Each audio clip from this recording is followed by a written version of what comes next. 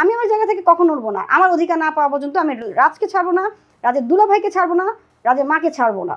10 থেকে 20 লাখ টাকা দিলে হবে? এখন আমি চাইতে গেছি বলে আমার সম্মান, আমার ভালোবাসা, আমার রাজকে আপনি টাকা 20 লাখ টাকা দিয়ে কিনতে চান? আমার সম্মানকে আমি কখনো আপনার কাছে বিক্রি করব না। আসলে রাজ নামে যে ছেলেটা, এটা হচ্ছে আমার বয়ফ্রেন্ড, যাকে আমি অনেক ভালোবাসি। কিন্তু এখানে বিলেন হয়ে গেছে আমার দুলাভাই, মানে আমার দুলাভাই মানে রাজের দুলাভাই, মানে আমারও দুলাভাই। আমার দুলাভাইয়ের নাম হচ্ছে সঞ্জিত সাহা। ওর পরিচয়টা বলি।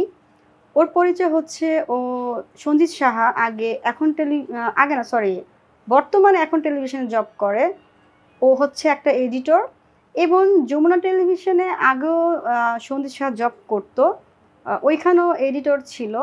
তো এখন রাজের সাথে যে আমার রিলেশনটা, ফার্স্ট টাইম ফ্রেন্ডশিপ, তারপর ভালো লাগা থেকে ভালোবাসা, এরপর হচ্ছে আমরা একটা সময় রিলেশনে চলে যাই।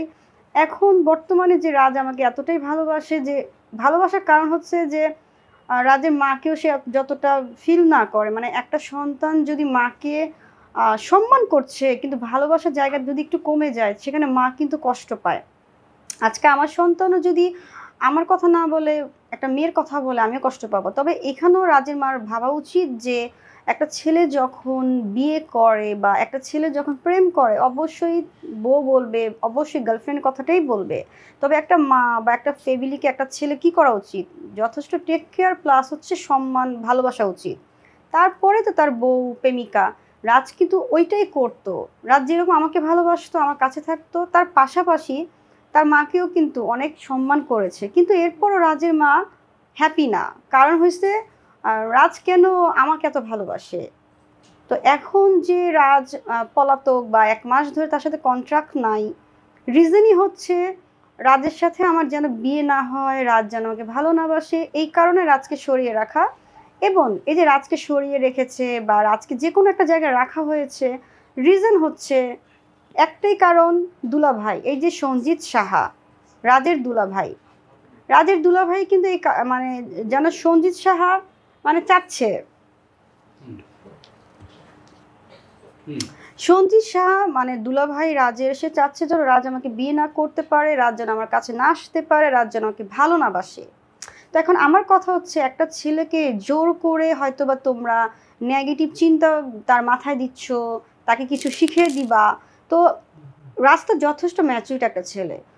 ও কি চায়, রাজ কি চায়, রাজ কি চায় না, তারও কিন্তু একটা লাইফ, সে কীভাবে, রাজ কীভাবে লাইফে পাস করতে চায়, কীভাবে হ্যাপি থাকবে, এটা কিন্তু রাজের মা একবার চিন্তা করে না।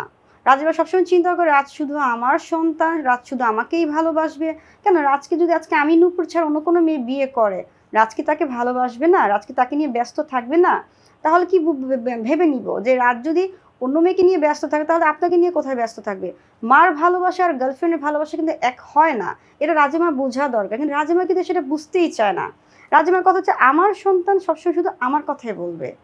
কেন সবসময় যদি মার কথাই বলতে, ছেলের বিয়ে করার কি দরকার, ছেলেকে অন্য মেয়ের ভালোবাসা পাওয়ার কি দরকার? যদি একটা ছেলে অন্য মেয়ের ভালোবাসাকেই ফিল করে, একটা মেয়ে যদি একটা ছেলে যদি অন্য মেয়েকে ফিলই করে, ভালোই বাসে, তাহলে তো অবশ্যই মেয়েটার কথাই বলবে, এখানে মেয়ের কোনো দোষ নাই। কিন্তু রাজের মার কথা হচ্ছে, এখন আমাকে ভালোবাসা মানেই রাজ অনেক বড় ভুল করে ফেলেছে, ভুল করার জন্য তাকে সরায় ফেলা হয়েছে। এই যে সরায় ফেললো, রাজ তো ছেলে মানুষ, রাজ হয়তো কিছু বলতে পারছে না, কিন্তু আমি তো একজন মেয়ে, একজন নারী, একটা মেয়ে, একজন নারী হয়ে যদি আমি আমার সম্মান, ভালোবাসা, ফিলিংস একটা রাজকে দিয়ে থাকি, তাহলে আমি কেন আমার জায়গা থেকে সরে আসবো? রাজের দুলাভাই সঞ্জিত সাহা কোনোভাবেই এটা অ্যাকসেপ্ট করছে না। কেন? সঞ্জিত সাহার প্রবলেমটা কোথায়? আমি তো সঞ্জিত সাহার কোনো রিলেটিভ, কোনো শত্রু হই না। কেন আজকে সঞ্জিত সাহা তার শাশুড়িকে হেল্প করছে, তার ওয়াইফকে হেল্প করছে? একটাই কারণ, যেন রাজ আমাকে না ভালোবাসে, আমাকে যেন বিয়ে না হয়। তো আমার কথা, এটা ঠিক না। জোর করে কত বছর, কত দিন একটা ভালোবাসাকে আটকিয়ে রাখা যায়? তা আমি বলবো সঞ্জিত সাহা প্লিজ, অন্তত রাজের, আমি বাইরের একটা মেয়ে, কিন্তু রাজ তো আপনার ঘরের, আপনার শালা। তো আপনি কেন আপনার শালাকে এত পেইন দিচ্ছেন, মানসিকভাবে কষ্ট দিচ্ছেন তাকে একটা জায়গায় রেখে? অন্তত রাজের জন্য আমাকে অ্যাকসেপ্ট করেন, একটা নারীর সম্মানের জন্য আমাকে অ্যাকসেপ্ট করেন। আমি সঞ্জিত সাহাকে শুধু এতটুকুই বলবো, আমি যখন রাজের আম্মুর বাসায় গেলাম, আমি জেনেছি যে রাজের আম্মু রাজের বাসায় আছে। তো যখন আমি রাজের বাসায় গেলাম, রাজের যে দারোয়ান ছিল বাসায়, বর্তমানে নতুন দারোয়ান, আগের দারোয়ান কিন্তু নেই। তো আমার কথা হচ্ছে, আমি যে রাজের বাসায় গেলাম, আমি যথেষ্ট শিওর হয়ে কিন্তু গিয়েছি যে রাজের মা বর্তমান বাসায় আছে। তো যখন আমি রাজের বাসায় গেলাম, আমি জানতাম রাজের মা বাসায় আছে। এরপরও ওই যে দারোয়ান, এলাকার লোকজন আমাকে যথেষ্ট সাপোর্টিং করেছে যে একটা মহিলা, সে হিন্দু হোক মুসলিম হোক, সে তো একজন নারী, ভালোবাসার অধিকার নিয়ে তার বয়ফ্রেন্ডের বাসায় আসছে।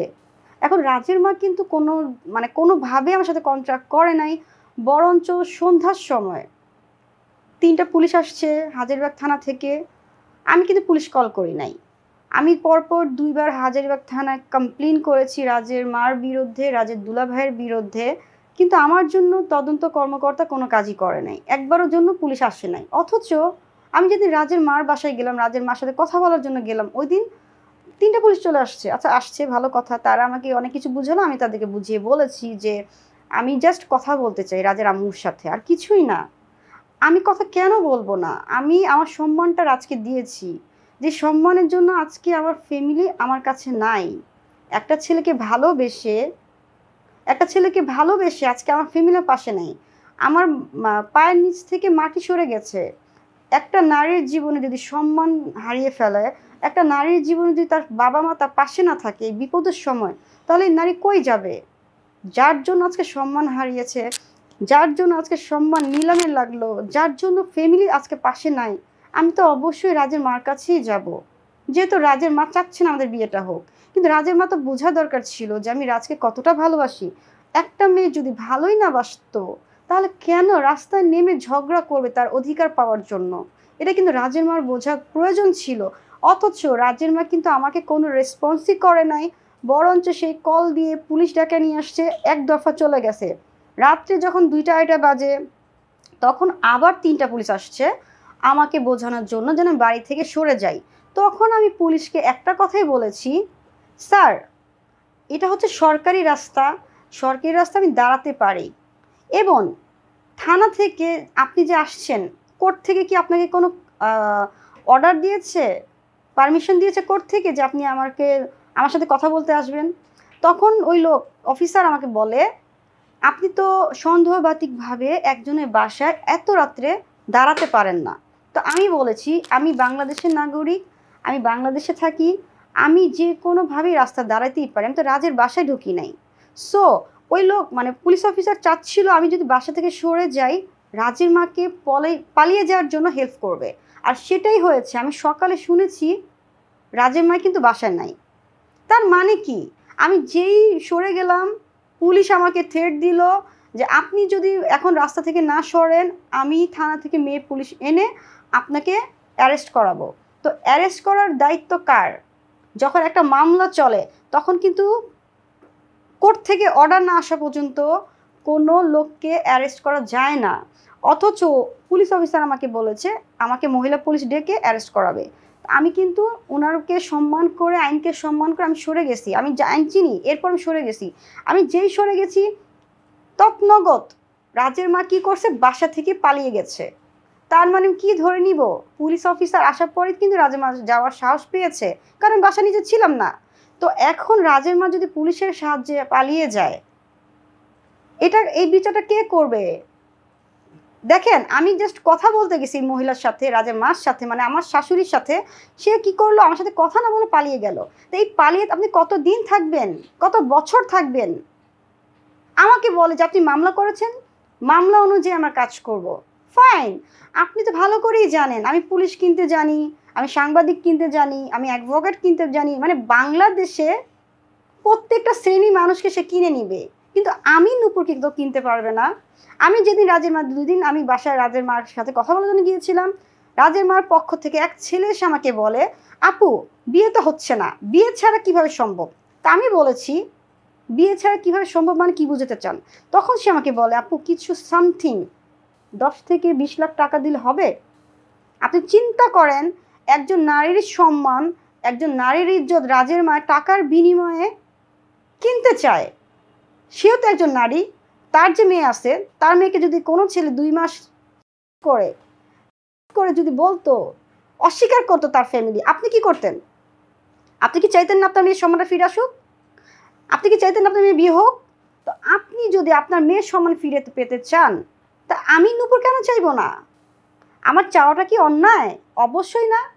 এখন আমি চাইতে গেছি বলে আমার সম্মান, আমার ভালোবাসা, আমার রাজকে আপনি টাকা 20 লাখ টাকা দিয়ে কিনতে চান?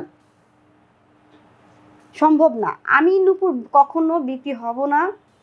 বাংলাদেশ যত ভালো ভালো শ্রেণীর পুলিশ আছে, উকিল আছে, ম্যাজিস্ট্রেট আছে, সাংবাদিক আছে, চ্যানেল আছে, আপনি সবাইকে কিনে ফেলেন, কিন্তু আমাকে, আমার রাজকে, আমার সম্মানকে আমি কখনো আপনার কাছে বিক্রি করব না।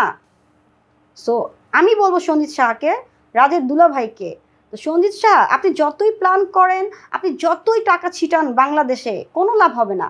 আমি যদি সম্মান না বিক্রি করি, বাংলাদেশে কোনো ম্যাজিস্ট্রেট, বাংলাদেশে কোনো পুলিশ অফিসার, বাংলাদেশে কোনো সাংবাদিক আমাকে কিনা দিতে পারবে না। এটা আমার চ্যালেঞ্জ আপনাকে। আপনি আসেন দেখি। আমি যদি কারো কাছে আমাকে বিক্রি না করি, আপনি কি পারবেন আমাকে কিনতে? আপনি কি আপনার এই যে আজকে আমি ক্যামেরা দ্বারা কথা বলছি, আপনি কি পারতেছেন আমাকে আটকিয়ে রাখতে? কখনোই সম্ভব না। কয়টা সাংবাদিক আপনি কিনবেন? কয়টা ম্যাজিস্ট্রেট কিনবেন? কয়টা পুলিশ অফিসার কিনবেন? আমিও দেখতে চাই। আমি একজন নারী, নারী যদি বিক্রি না হয় কারো কাছে, কখনো কেউ তাকে বিক্রি করতে পারবে না। আমি আমার জায়গা থেকে কখনো উঠবো না। আমার অধিকার না পাওয়া পর্যন্ত আমি রাজকে ছাড়বো না, রাজের দুলাভাইকে ছাড়বো না, রাজের মাকে ছাড়বো না।